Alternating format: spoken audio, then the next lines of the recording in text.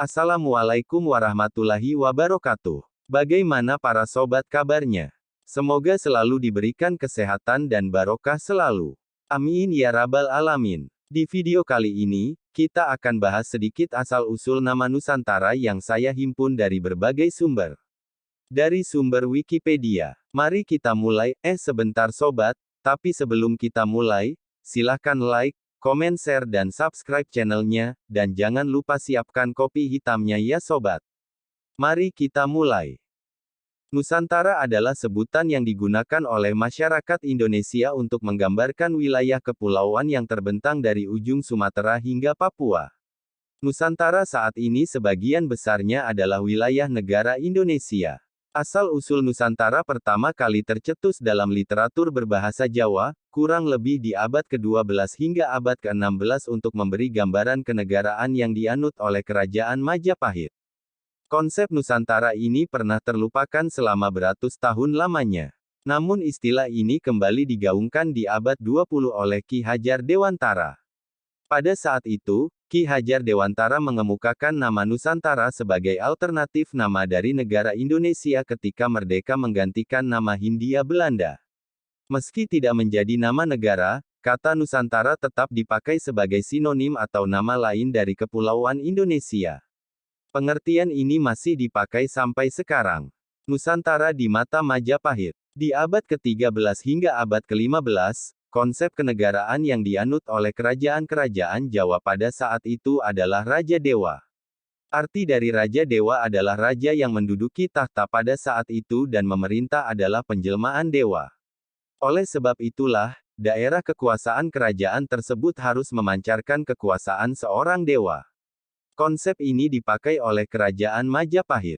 Majapahit membagi wilayah negara menjadi 3 bagian. 1. Negara Agung. Wilayah ini mencakup daerah sekeliling ibu kota kerajaan di mana sang raja memerintah. 2. Yang tercakup dalam mancanegara menurut Kerajaan Majapahit adalah daerah-daerah di Pulau Jawa dan sekitarnya yang memiliki kemiripan budaya dengan negara agung. Menilik dari sudut pandang ini, Madura, Bali, Lampung dan Palembang dianggap sebagai mancanegara. 3. Majapahit menyebut nama Nusantara untuk pulau lain di luar Pulau Jawa yang budayanya tidak dalam pengaruh budaya Jawa. Namun Kerajaan Majapahit masih menganggap Nusantara sebagai daerah taklukan, dalam artian penguasanya harus membayar upeti ke Majapahit. 4. Dalam Sumpah Palapa Gajah Mada mengatakan, dia Gajah Mada Pati Amangkubumi tidak akan berhenti berpuasa. Ia Gajah Mada, jika berhasil mengalahkan pulau-pulau lain, saya akan berhenti berpuasa. Jika berhasil mengalahkan Gurun, Seram, Tanjung Pura, Haru, Pahang, Dompo, Bali, Sunda, Palembang, Tumasik, barulah saya akan berhenti berpuasa. Gajah Mada dalam kitabnya Negara Kertagama menyebutkan bahwa wilayah Nusantara mencakup sebagian wilayah modern Indonesia saat ini, antara lainnya adalah Sumatera, Kalimantan, Nusa Tenggara, sebagian Sulawesi dan sekitarnya, sebagian Maluku dan Papua Barat ditambah dengan Malaysia, Singapura, Brunei dan sebagian kecil Filipina bagian selatan. Banyak sejarawan Indonesia saat ini mempercayai bahwa Gajah Mada bukanlah pencetus pertama konsep kesatuan Nusantara seperti yang disebutkannya dalam Sumpah Palapa di tahun 1336. Menurut sejarawan, pencetus kata Nusantara pertama kali dilakukan setengah abad lebih awal, tepatnya tahun 1275 oleh Kertanegara. Kertanegara, Raja Singhasari pada saat itu mengemukakan konsep Cakrawala Mandala Dwipantara, yang dalam bahasa Sanskerta memiliki arti kepulauan antara. Makna dari kepulauan antara ini sama persis dengan Nusantara. Dwipa adalah persamaan kata dari Nusa yang berarti pulau. Kertanegara mengidam-idamkan sebuah persatuan kerajaan-kerajaan yang ada di Asia Tenggara pada saat itu dengan Singhasari sebagai puncak kekuasaan tertinggi. Ia memiliki wawasan Nusantara untuk persiapan menghadapi serangan bangsa Mongol yang membangun dinasti Yuan di Tiongkok. Dengan alasan itulah Kertanegara mengadakan ekspedisi Pamalayu. Tujuan dari ekspedisi ini adalah untuk menjalin persatuan dan menghimpun kekuatan dengan Kerajaan Malayu Darmasraya di Jambi. Banyak yang menyangka ekspedisi ini awalnya adalah sebuah penaklukan secara militer. Namun belakangan muncul dugaan bahwa ekspedisi ini bersifat diplomatis dengan cara untuk kekuatan dan kewibawaan untuk menjalin persahabatan dengan Kerajaan Malayu Dharmasraya.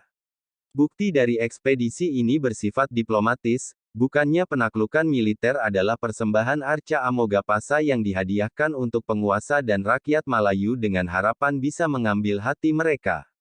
Persembahan ini disambut dengan gembira oleh Raja Malayu dan sebagai balasan, ia mengirimkan kedua putrinya Dara Jingga dan Dara Petak ke Pulau Jawa untuk dinikahkan dengan penguasa di Pulau Jawa. Nusantara di zaman modern. Di tahun 1920-an, Ki Hajar Dewantara kembali memperkenalkan nama Nusantara setelah sekian lama menghilang untuk mengganti nama Hindia Belanda. Nusantara diusulkan oleh Ki Hajar Dewantara karena nama ini tidak memiliki unsur bahasa asing, yakni India. Hal ini dikemukakan karena penjajah Belanda lebih senang memakai istilah Hindia, yang berujung pada kerancuan dengan literatur berbahasa lain. Selain Nusantara, istilah lainnya yang ikut bersaing adalah Indonesia, dan Insulinde, Hindia Kepulauan. Istilah Insulinde dikemukakan oleh Edward Dowes Dekker. Namun akhirnya Indonesia ditetapkan sebagai nama kebangsaan di Kongres Pemuda kedua di tahun 1928. Namun bukan berarti nama Nusantara tenggelam lagi seperti sebelumnya. Di zaman sekarang, Nusantara identik sebagai sinonim dari Indonesia, baik dinilai dari sudut antropogeografik, seperti yang digunakan oleh iklan-iklan televisi ataupun dalam pembahasan politik. Ketika nama Nusantara tidak digunakan sebagai nama politis, istilah ini tetap digunakan oleh bangsa Indonesia untuk mengacu pada wilayah negara Indonesia. Di penghujung Perang Pasifik, dinamika politik memunculkan wacana Indonesia Raya yang mana wilayahnya mencakup Britania Malaya kini Malaysia Barat dan Kalimantan Utara. Banyak warga Semenanjung Malaya pun menggunakan istilah Nusantara karena adanya semangat kesamaan latar belakang asal-usul, yakni serumpun Melayu di antara penghuni kepulauan dan Semenanjung.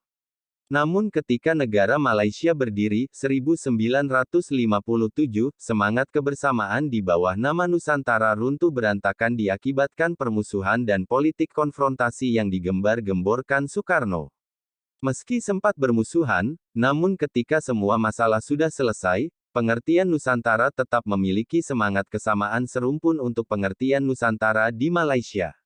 Nusantara di mata Eropa. Berbagai literatur dengan bahasa Inggris dan sejumlah bahasa lain kecuali Belanda, di abad ke-19 hingga abad ke-20 menyebut wilayah kepulauan dari Sumatera hingga Maluku yang terkenal dengan rempah-rempahnya sebagai Malay Archipelago, dalam bahasa Indonesia berarti Kepulauan Melayu. Istilah ini menjadi populer dari sudut pandang geografis. Pulau Papua, New Guinea, dan sekitarnya tidak termasuk dalam Malay Archipelago karena menurut literatur tersebut penduduk asli Pulau Papua tidak dihuni cabang ras Mongoloid seperti yang ada di Kepulauan Melayu. Selain itu kebudayaan yang ada di Pulau Papua berbeda dengan Kepulauan Melayu. Belanda sebagai pemilik koloni terbesar lebih senang memakai istilah Kepulauan India Timur atau Ostindische Archipel. Gimana sobat? Keren kan sejarah bangsa kita Indonesia tercinta? Terima kasih telah menonton video dari channel ini. Jika kalian suka dengan videonya, silahkan like, share, komen, dan subscribe channelnya. Agar tidak ketinggalan video menarik terbaru dari channel ini. Tetap bersatu dan jaga kesehatan selalu. Wassalamualaikum warahmatullahi wabarakatuh. Sampai jumpa.